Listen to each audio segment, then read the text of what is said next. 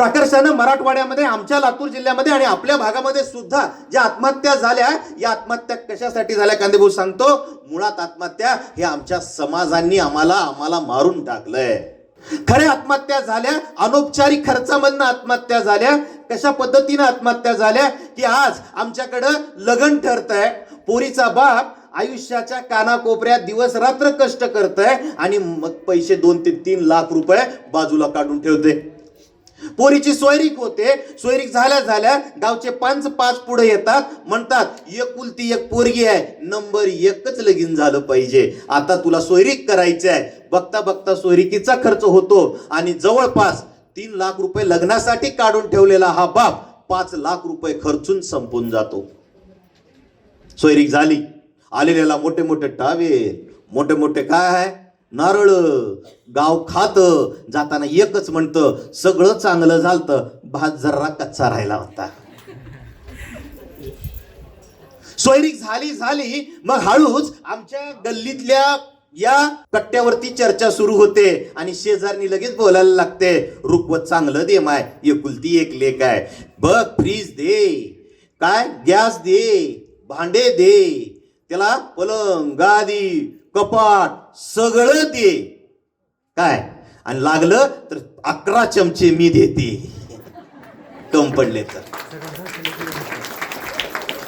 अरे ज्याच्या खिशात काही नाहीये ती माऊली ऐकते, समाजाचं बघते आणि हीच माऊली आपल्या पोरीचं 8 दिवसात जरी वेगळं राहता आलं, काडी पेटी पसरी व्यवस्था करून इथूनच पाठवते.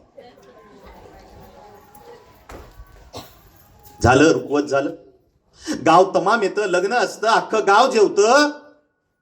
बाप काय करतो, शेत गिरवी ठेवतो आणि बाहेरून पैसा आणतो आणि पैसा आणून लग्न थाटामाटात करतो आणि पंच गावातला एकच म्हणतो, सोयरिकीत लय भारी केली, फक्त अक्षदा काय म्हणता लग्न त्यापेक्षा भारी झालं पाहिजे. बसता होतो, रुसतो कोण, फसतो फक्त हा बाप. आणि लग्नाची तारीख होते, गाव सगळं जेवतं आणि जाता जाता गाव बोलून जातं, सगळं भारी झालं, याकडून नुकतीपेक्षा जामून केलं असतं तर किती चांगलं झालं असतं. अरे जो बाप आयुष्यभर एका जेवणातल्या एक घास माझ्या पोरीच्या भविष्यासाठी काढून ठेवतो, त्यासाठी हा गाव जो काही आहे फक्त शेवटी बोलून जातो. एवढं लक्षात ठेवा. आणि चालू होतं माझ्या गावाची एक परंपरा अशी आहे साहेब, कांदे साहेब लक्षात ठेवा, मी मुद्दाम का बोलायला लागलोय. माझ्या गावामध्ये बाप हा कमाई करणारा असतो, लग्न आणि मौतामध्ये खर्च करणारं माझं गाव असतं, ही लक्षात ठेवा.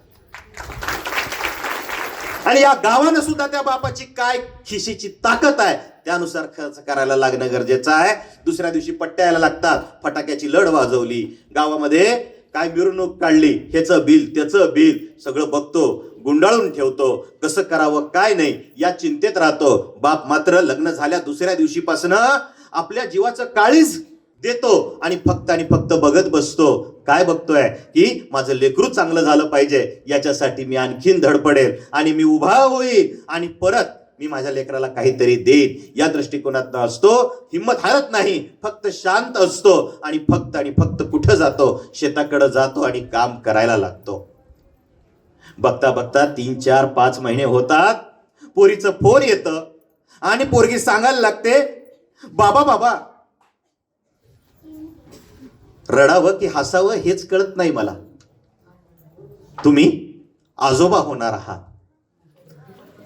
बापाला एवढा प्रचंड आनंद होतो, कारण प्रत्येक व्यक्तीचा शेवटचा मित्र हा त्याचा नातू असतो आणि त्याची तो वाट पाहत बसलेला असतो. आणि दुसरीकडे एवढं प्रचंड टेन्शन यायला लागतं की लग्नाचा खर्च संपलाच नाही आणि यांनी डायरेक्ट काय आहे आता पुढचा प्रोग्राम व्हायला लागलाय. तेवढ्यात पोरगी म्हणते, पप्पा त्यांनी सांगितले जोपर्यंत घरगुसणी होणार नाही तोपर्यंत ढवळ जेवण नाही. कुठं आहे गणित, लक्षात आलं का?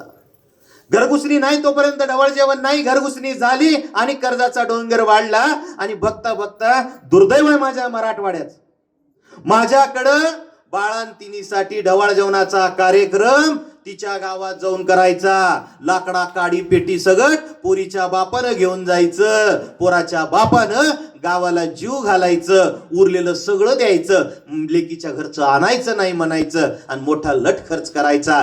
तरी सुद्धा जावई काय म्हणणार, अंगठी घालतोयस का लॉकेट घालतोयस का कडं घालतोयस, यासाठी रुसून बसणार. मायांनो, तुम्ही फक्त एकच लक्षात ठेवा, ही जावयाची जात आहे. किलोभर दिलं तर बी समाधान होत नाही. गोडबाला जीव घाला, नमस्कार करा, एवढंच लक्षात ठेवा. वरच्या पुरुष मंडळींनी टेन्शन घ्यायचं नाही. लक्षात आलं? बघता बघता ढवळ जेवण झालं. डिलिव्हरीसाठी मुलगी आली. डिलिव्हरीचा पहिला खर्च पोरीच्या बापानं करायचा असतो. आणि गावामध्ये पाळणा झाला आणि त्याला काहीतरी सोनं गाणं काहीतरी टाकावं लागतं, पाळणा द्यावा लागतो आणि लेकराला पाठवलं. आणि बघता बघता लेकरू घरात सुखानं पोहोचलं. बापाला पुढे काय करावं लक्षात येत नाही. 2 ते 3 दिवस झालं लोकांमध्ये माझ्या लग्नाच्या संदर्भात झालेल्या चांगल्या चर्चा आता लोक हसायला लागली. अरे नव्हतं हिंमत तर कशाला केली म्हणून गाव बोलायला लागलं. पहाट बघतोय काय, घरामध्ये व्यक्ती बघतोय की घरामध्ये आपला माणूस दिसत नाहीये. चाचपतोय, इकडं तिकडं पळतीये, माय माऊली पळतीये, घरातलं पोरग पळतंय. कोणीतरी आवाज अलगत जो काही देतोय, अरे लांब त्या झाडाला कोणीतरी लटकलेलं दिसतंय रे. त्यावेळी छाती धस्स होतीये आणि गावच्या गाव जाऊन बघायला लागतं. अरे होत नाही तर केलं कशाला. आणि शेतकऱ्याची आत्महत्या झाली म्हणून सगळं गाव ओरडतंय. माय माऊल्यांनो, मी इथं आलोय फक्त तुमचं कुंकू वाचविण्यासाठी आलोय.